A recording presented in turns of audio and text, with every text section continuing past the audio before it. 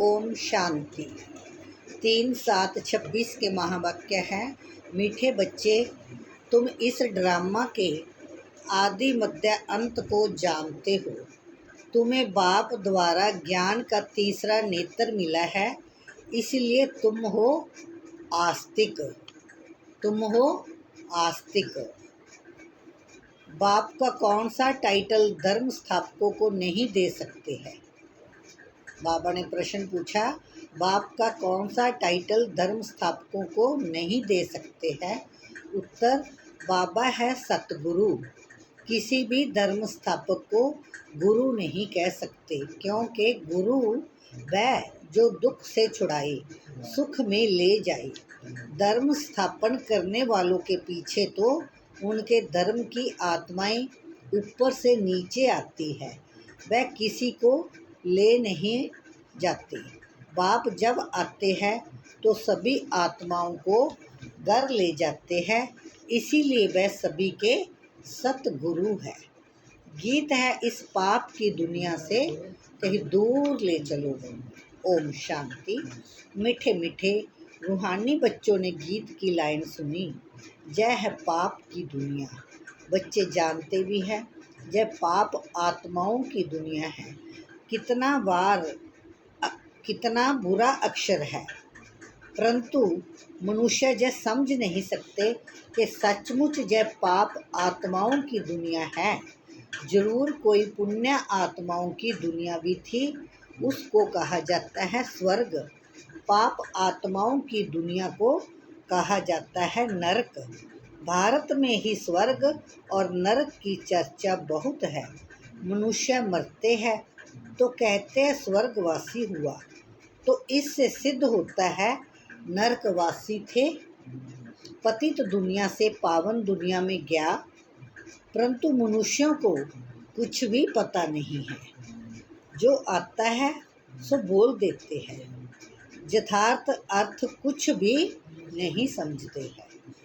बाप आकर तुम बच्चों को तसल्ली देते हैं कि अब थोड़ा धीरज धरो। तुम पापों के बोझ से बहुत भारी हो पड़े हो। अब तुमको पुण्य आत्मा बनाए ऐसी दुनिया में ले जाते हैं जिसको स्वर्ग कहा जाता है। वहाँ ना कोई पाप होगा, ना कोई दुख होगा। बच्चों को धीरज मिला हुआ है। आज जहाँ है, कल अपने शांति धाम सुख धाम में जाएंगे। जैसे बीमार मनुष्य थोड़ा ठीक होने पर होता है तो डॉक्टर धीरज देते हैं ना, जल्दी से तुम बहुत अच्छा हो जाएंगे। अब जय तो है बेहद का धीरज। बेहद का बाप कहते हैं, तुम तो बहुत दुखी पतित हो गए हो। अब हम तुम बच्चों को आस्तिक बनाते हैं, फिर रचना का भी परिचय देते हैं। ऋषि आदि तो कहते आए हैं कि हम रचयिता और रचना को नहीं जानते हैं। अब उसको कौन जानते हैं? कब और किस द्वारा जान सकते हैं? यह किसी को पता नहीं है। ड्रामा के आदि मध्य अंत को कोई जानते ही नहीं।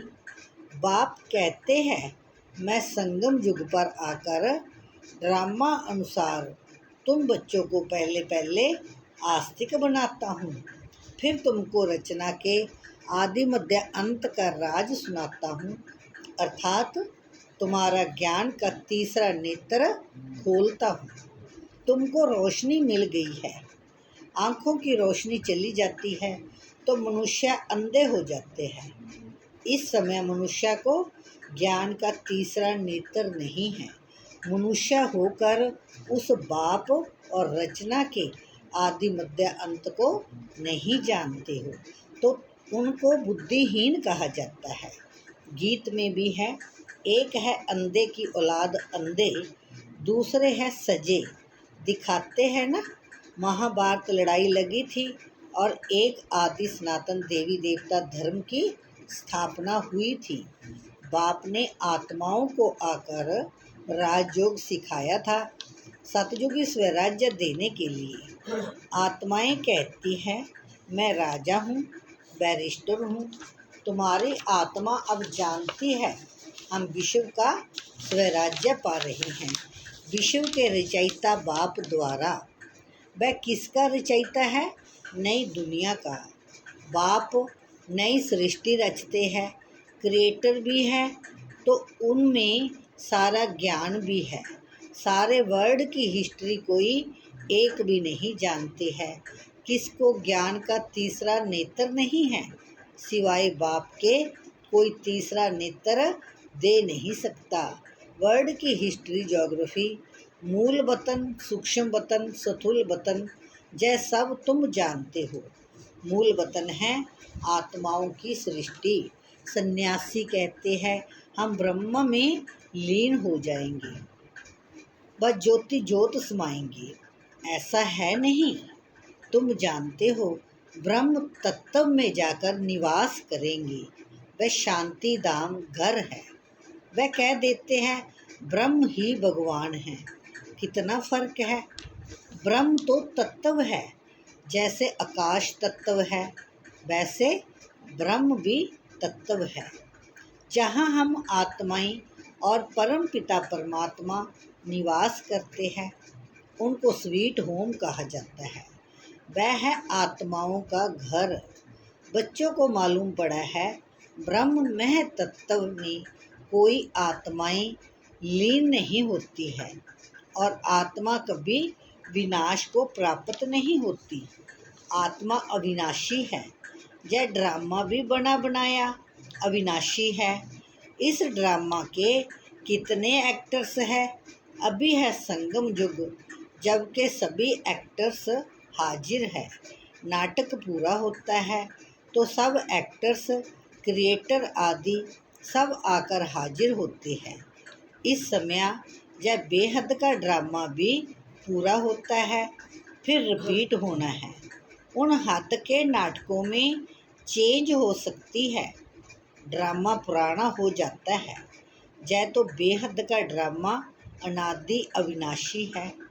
बाप त्रिकालदर्शी त्रिनेत्री बनाते हैं। देवताएं कोई त्रिकालदर्शी नहीं होते हैं, न शूद्र वर्ण वाले त्रिकालदर्शी होते हैं। त्रिकालदर्शी तो सिर्फ तुम ब्राह्मण वर्ण वाले हो। जब तक ब्राह्मण ना बने तब तक तीसरा नेत्र ज्ञान का मिल ना सके। तुम झाड़ के आदि मध्य अंत को, सभी धर्मों को भी जानते हो। तुम भी मास्टर नॉलेजफुल हो जाते हो। बाप बच्चों को आप समान बनाएंगे ना। ज्ञान का सागर तो एक ही बाप है, जो सभी आत्माओं का बाप है। सभी बच्चों को आस्तिक बनाई त्रिकालदर्शी बनाते हैं। अब तुम बच्चों को सबको जय कहना है कि शिव बाबा आया है, उनको याद करो। जो आस्तिक बनते हैं वह बाप को अच्छी रीति प्यार करते हैं। तुम्हारे ऊपर बाप का भी प्यार है, तुमको स्वर्ग का वर्षा देते हैं।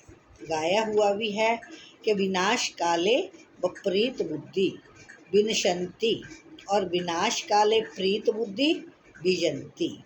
गीता में कोई कोई अक्षर सच्चे हैं। श्रीमद् भागवत गीता है सर्वोत्तम शास्त्र, आदि सनातन देवी देवता धर्म का शास्त्र। जय भी समझाया है मुख्य धर्म शास्त्र है ही 4, और जो धर्म वाले हैं वह आते ही हैं सिर्फ अपने धर्म की स्थापना करने। रजाई आदि की बात नहीं। उनको गुरु भी नहीं कह सकते। गुरु का तो काम ही है वापस ले जाना।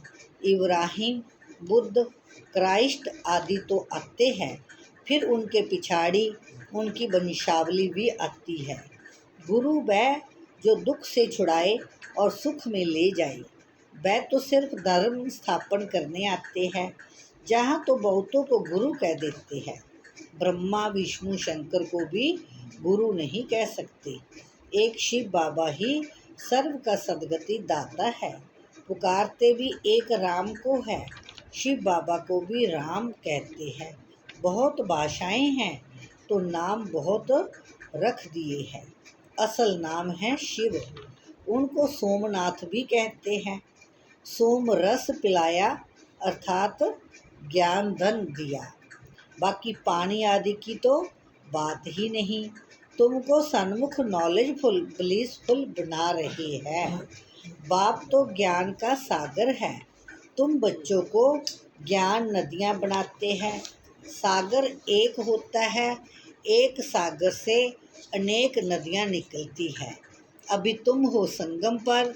इस समय जय सारी धरती रावण का स्थान है। सिर्फ एक लंका नहीं थी, सारी धरती पर रावण का राज्य है। राम राज्य में बहुत थोड़े मनुष्य होंगे, जय सिर्फ अभी तुम्हारी बुद्धि में है। बाबा ने समझाया है, मैं 3 धर्मों की स्थापना करता हूँ, ब्राह्मण, देवता, क्षत्रिय। फिर वैश्य शूद्र वर्ण में और सभी आकर अपना अपना धर्म स्थापन करते हैं। अनेक धर्मों का विनाश भी कराते हैं। भारत में त्रिमूर्ति का चित्र भी बनाते हैं, परंतु उसमें शिव का चित्र गुम कर दिया है। शिव से ही सिद्ध होता है कि परमपिता परमात्मा शिव ब्रह्मा द्वारा स्थापना, विष्णु द्वारा पालना कराते हैं। उनको कर्ण करावनहार कहा जाता है। खुद भी कर्म करते हैं, तुम बच्चों को भी सिखलाते हैं। कर्म अकर्म विकर्म की गति भी समझाते हैं। रावण राज्य में तुम जो कर्म करते हो वह विकर्म बन जाता है। सतयुग में जो कर्म करते हो वह अकर्म हो जाता है, जहाँ विकर्म ही होता है, क्योंकि रावण का राज्य है। सतयुग में 5 विकार होते ही नहीं। एक एक बात समझने की है और सेकंड में समझाई जाती है। ओम का अर्थ वो लोग तो बहुत विस्तार से समझाते हैं। बाप कहते हैं ओम माना अहम आत्मा और जय मेरा शरीर। कितना सहज है और तुम समझते हो हम सुख धाम में जा रहे हैं। श्री कृष्ण के मंदिर को सुख धाम कहते हैं। है भी कृष्णपुरी।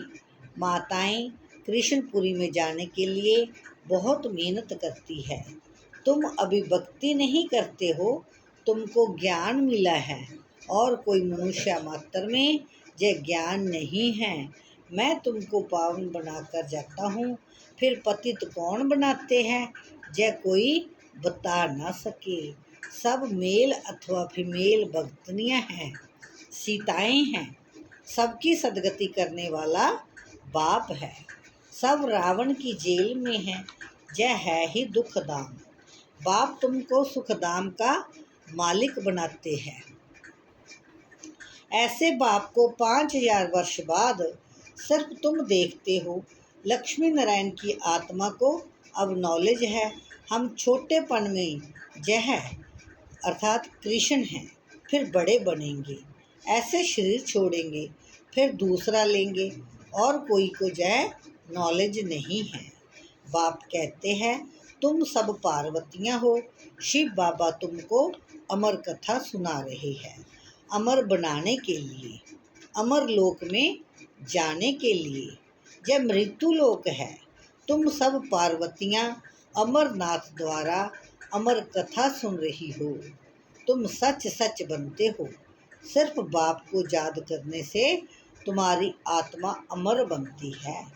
जहाँ दुख की बात नहीं होती, जैसे सर्प एक खाल छोड़ दूसरी लेते हैं, यह सब मिसाल जहाँ की है। ब्रह्मरी का मिसाल भी जहाँ का है। तुम ब्राह्मण क्या करते हो? विकारी कीड़ों को बदल देवता बनाते हो।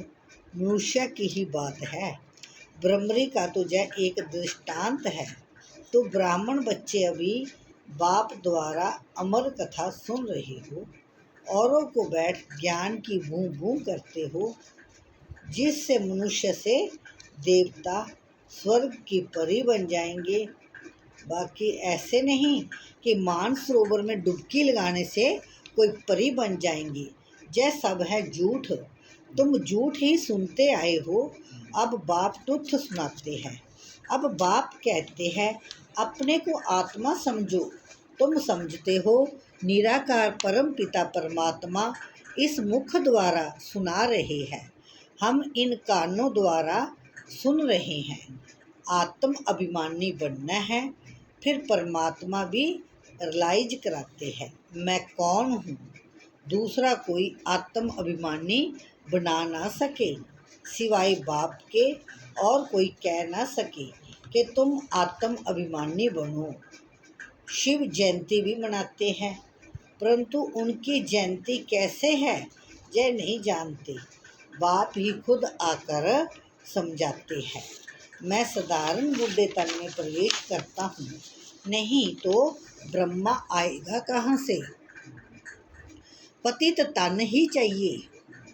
सूक्ष्म वतनवासी ब्रह्मा में विराजमान होकर तो ब्राह्मण ही नहीं रचेंगे। कहते हैं मैं पतित शरीर पतित दुनिया में आता हूँ। गाया हुआ है ब्रह्मा द्वारा स्थापना। फिर जिसकी स्थापना करते हैं, जो ज्ञान पाते हैं, वह देवता बन जाते हैं। मनुष्य ब्रह्मा का चित्र देखकर मूझ जाते हैं। कहते हैं यह तो दादा का चित्र है, प्रजापिता ब्रह्मा तो जरूर जहाँ होगा। सूक्ष्म वतन में कैसे प्रजा रचेंगे। प्रजापिता के बच्चे हजारों ब्रह्मा कुमार कुमारियाँ हैं, झूठ थोड़े ही होगा। हम शिव बाबा द्वारा वर्षा पा रहे हैं। तुम बच्चों को समझाया है वह अव्यक्त ब्रह्मा है। प्रजापिता तो साकार में चाहिए। जब पतित ही तो पावन बनते हैं। तत्वम अच्छा मीठे मीठे सिख लदे बच्चों प्रति माता पिता बाप दादा का याद प्यार और गुड मॉर्निंग। रूहानी बाप की रूहानी बच्चों को नमस्ते। हम रूहानी बच्चों की रूहानी माता पिता बाप दादा को नमस्ते, गुड मॉर्निंग, ओम शांति शांति शांति। धारणा के लिए मुख्य सार है आत्म अभिमानी बनकर इन कानों द्वारा अमर कथा सुननी है। ज्ञान की भूं भूं कर आप समान बनाने की सेवा में रहना है। बाप समान नॉलेजफुल ब्लीसफुल बनना है। सोम रस पीना और पिलाना है। वरदान है माया के विघ्नों को खेल के समान अनुभव करने वाले मास्टर विश्व निर्माता भव। जैसे कोई बुजुर्ग के आगे छोटे बच्चे अपने बचपन के अलवेलेपन के कारण कुछ भी बोल दे, कोई ऐसा कर्तव्य भी कर ले, तो बुजुर्ग लोग समझते हैं कि यह निर्दोष अनजान छोटे बच्चे हैं, कोई असर नहीं होता है। ऐसे ही जब आप अपने को मास्टर विश्व निर्माता समझेंगे तो जय माया के विघ्न बच्चों के खेल समान लगेंगे। माया किसी भी आत्मा द्वारा समस्या विघ्न व परीक्षा पेपर बन करके आ जाए तो उसमें घबराएंगे नहीं, लेकिन उन्हें निर्दोष समझेंगे। स्लोगन स्नेह शक्ति और ईश्वरीय आकर्षण स्वयं में भरो तो सब सहयोगी बन जाएंगे। अच्छा, ओम शांति, ओम शांति।